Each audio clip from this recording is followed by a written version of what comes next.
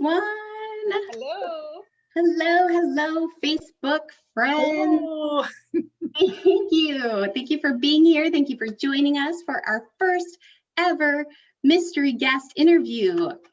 We are so glad you are here, and we do plan to do these on a regular basis, maybe monthly. So be sure to let us know in the comments what you're thinking, if it's long enough, if it's too long, who you want to hear from. And along the way tonight, if you have any questions for our mystery guest, feel free to drop those down below. If we have time, we'll try to get to them as well. And just say hi, let us know you're here. And if you're catching us on the replay, say #replay. We'll say hi back later. And now we'll get on to our mystery guest for the evening. Our guest is a longtime barber shopper, a Master 700 director, and one of our very favorite coaches. So drum roll, please. Welcome, Scott Quigney. Yay, Scott. Yay. Hi, everybody. Great to see you, even if it's not in person yet. Great to have you with us, Scott. We have a first question for you, right. And that is, obviously you're a barber shopper. So how long have you been a barber shopper, and how did you find it, or did it find you? What's your story? Yeah, I have been a barber shopper for almost 34 years. I joined in 1987, and there's actually a Sweet Adeline connection, although I joined obviously a BHS chorus. Many of you know my sister Lisa, and when she was in high school, she was very active in music, and she got a scholarship from the little Sweet Adeline's chorus in a town near where we grew up. And a couple years later, she went down to kind of check out the chorus and ended up joining that little Sweet Adeline's chorus in Viroqua, Wisconsin. Back in, I think, 1985, she joined. And so when I graduated high school and moved to La Crosse, Wisconsin for college, she said, you really should go check out this men's chorus that they had, I suppose, done a couple of shows with. So she suggested I go down, and I started, I think the week before I started college, I went down for the first time, and I did not miss a rehearsal after that. So it was a Sweet Adeline's connection. And for those of you who know Lisa, when she tells you to do something, you do it. So she said I should go down. And I just really had a great time. The guys were great. Sang with that chorus for 12 years and directed them for 6, actually. Well, Scott, it's so great to talk to you today. I'd like to know, and maybe others would too, tell us about your most special barbershop moment. There have been a lot of them, but I'm gonna share one that I think some of you might actually remember. It was 2010 in Seattle, Washington. It was my first international directing City of Lakes. So it was super exciting. Just that whole experience was memorable for me. But one of the things I remember for sure is, for those of you who don't know, there are 2 rounds of competition at international. So there's the semifinals round, and then the top 10 scorers from semifinals go on to the finals round. And City of Lakes perennially has been a finals competitor. The couple years before I took over, they had been very close, but had just missed being in the finals for a couple of years. So it had been, I think, 6 years maybe since they had been in the finals. And my first contest, they did it. I won't say I did it. The chorus did it. Managed to make the finals, which was super exciting. And after the announcement was made, everybody goes back to their hotel, and the directors have a little briefing at the auditorium. So I did my little briefing, and I came back to the hotel, I suppose an hour later, and I walked in the lobby, and basically the whole chorus was crammed into the lobby of, I think it was the Sheraton in Seattle, Washington. And they had stood there and waited for an hour for me to get back so that we could kind of celebrate our first big win together. And that's something that I will carry with me for as long as I live. So that was a huge special moment for me, and I hope for the chorus. I think it was a great experience for all of us, I think. Totally. We were there. Yeah. And You were there. I am going to throw in there. I remember you had a lot of red kiss marks on your cheeks after that moment. Wasn't there, It's good that I had another outfit to wear for finals. wasn't there an escalator that you came up or something? Absolutely. Yeah, it was. Yeah. You Melanie came and in I were at the lower top level. of the escalator. Yeah, you came in the lower level. So there was I wish I had a visual of it because there were people on the escalators and people downstairs and people upstairs. So it was like this huge reception. And I'm sure that people in the hotel were like, who is this kid? But yeah, that's absolutely, I would totally remember exactly where it was. So, It was wonderful. So what was Wonderful it, moment. Scott, that transitioned you from being a chorus singer to a director? How did that happen? Or did you just start directing? well, I was singing in lacrosse, mid-sized sort of a B-level chorus, and I had been on the music team, and I'd been the head of the music team for a while, and I sort of ended up in the position of heading the visual team. So I had some upfront time, and our director of 10 years had stepped down, and our assistant director took over. And then about 6 months later, he got a job transfer out of state, so he stepped down. And coincidentally, another barbershopper had moved into town, and so he took over. And about 6 months after that, I got a call from him. Of course, as a music team member and the visual team head, I worked with him a fair amount.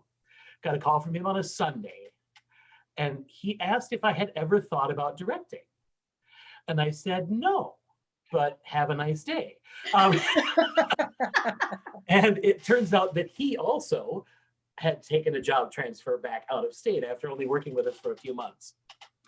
And the board had asked him to sort of identify some people that maybe could step up. And so he had contacted me. And I said, well, I mean, I guess I could get us through rehearsals, until we find somebody. So when are you leaving? And he said, tomorrow. So this was a Sunday, as I said. The board met on Monday and voted to have me step in as the interim director. And my first rehearsal was on Tuesday. Oh my gosh. And our first big show was 6 weeks later. And honestly, till that point, I really had no designs on being a director. I loved singing. I was in the front row. I was having a great time. Loved the leadership roles, but had really not thought about it. And stepped into that role. And the chorus there was kind enough to let me kind of figure out what I was doing. And as I said, I was there for 12 years and I directed for about 6 of those years. That's so cool. There are so many people on Facebook watching. I'm just looking to see if there's any questions. But lots of it is hello and hi and good to see you, that kind of stuff. Yeah. Love the story about international. So Lots of love for that one. Scott, before you were a barbershopper and before you were in college, you were a farm boy. I was, yep. What's the best and the worst thing about being a kid growing up on a farm?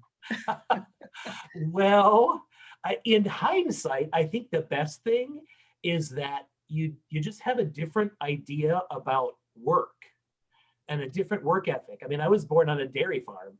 You don't get weekends, you don't get holidays, you don't get any of that. And I'm thankful to have that in my life now. But even now, 30 some years later, it's just a different idea about work ethic and what that really means. Probably the best thing that I learned anyway. The worst thing, I just have to be honest, is the manure. I have many memories, yeah. But I enjoyed it. It was interesting to live in the country. And when you don't know anything else, it was, I mean, I think we had a good childhood growing up, I'm happy to be a city boy now, but we did okay. Yeah. Yeah. I've heard that drinking milk straight from the bulk tank is like a really good thing. I never liked milk. No. I think I have a dairy issue anyway, and I didn't know that when I was a kid, but that's where we got our milk. I mean, it came right out of the bulk tank, and you can, believe it or not, you can create skim milk, or you can create kind of 2% sort of, or you can create whole milk. So we had both in the refrigerator. We had skim milk and whole milk, and you mix up. There's a little sort of a fan in the bulk tank, and you can actually make different. It has different fat levels, different milk fat levels. So I never cared for it, but I guess it's good. I don't know. I love it. I've had it. All right, Scott. Rapid fire favorites. Oh, okay. Favorite food. Meat and potatoes, any kind of meat and mashed potatoes. Color. I don't think I have one, a Okay. specific one. All right, I'll let you get a pass on that one. Pass. Favorite trip. Would be, I went on a cruise. I've been on a couple, went on a Caribbean cruise a couple of years ago, which was for sure the best trip I've ever had. Non-barbershop at least, right? Right. Favorite TV series. It depends on what I am watching on Netflix. Lately, Blacklist. Oh. Yep. I started that one. I Didn't just get very far. binged that this summer, and now I'm catching up. I'm caught up. So yeah. Do you have a favorite movie or a movie genre? Maybe not a specific movie, but I rate movies by the number of explosions. So anything that has explosions, and I'm an accountant, so I have to really concentrate during the day. I don't want to concentrate on my movie. So Yes. like I'm a fan of the Marvel movies, all the Marvel movies, but as long as there's lots of action and a few explosions. And very little thought needed. I like it. All right, last one. Dog, cat, or other animal? Or none? Right now I have neither. I have had both. If I had to pick, I probably would say I'm a cat person, probably most because of lifestyle, right? They're just a little bit lower maintenance than a dog. Yes. I think We so. do have a couple of questions from Facebook. Oh, Oh, the first one is from Kathy Luckin. What are oh. you doing now that choruses aren't meeting? Are you directing virtually? Yeah, absolutely. City of Lakes gets together every Monday night, and it is definitely a different world, right? You can't hear each other. So we're doing our best, and I think overall, I feel like we're holding together, we're hanging in there. We definitely sing, even though we can't necessarily sing with each other. We use learning tracks and we use some chorus recordings, so we're able to sing. We actually do a performance every week where we stand up and I direct. It's probably delayed, so I have no idea if it's of any use at all to you, but we do that. We work on visual stuff. We've learned a couple new songs. So we're managing. And the interesting thing, I think, is that a lot of people feel almost more connected than they did when we were meeting in person, which I would never have thought that. But I think there's just something about that. And what I like about it as a director is everybody is equal. You can see everybody. And I would like to think that that's the way that I treat my chorus members. But, if you're in the third row back here and you're a foot shorter than the person in front of you, I may not get to see you. And everybody is in their little Brady Bunch circle or the little Brady Bunch square is equal. And I think maybe we see more of each other, to be honest. When you have 80 or 90 people at rehearsal, there might be 30 or 40 of them that you don't even see. And so it's a challenge, but I think there are some silver linings too. Cool. And then one more question from Judy Weipert. Actually, Yeah. She says, have you ever asked anyone for an autograph? Gosh. It's a unique question. That's a good question. Cool I question. don't think I've ever asked anyone for an autograph. I have some autographed barbershop records and no 8-tracks. I do have records, so I do actually have some LPs. I've met some famous people. I used to work in the Minneapolis airport, so I've met a number and talked with a number of famous people. But in that environment, I always felt like it was kind of a strange thing to ask somebody for an autograph. So I don't think I have. Okay. Well, you met me in the airport, Scott, and you never asked me for my Yeah, autograph. I should have. I know. Well, I think we're pretty close to time up here, Scott. It's really been great having you with us today.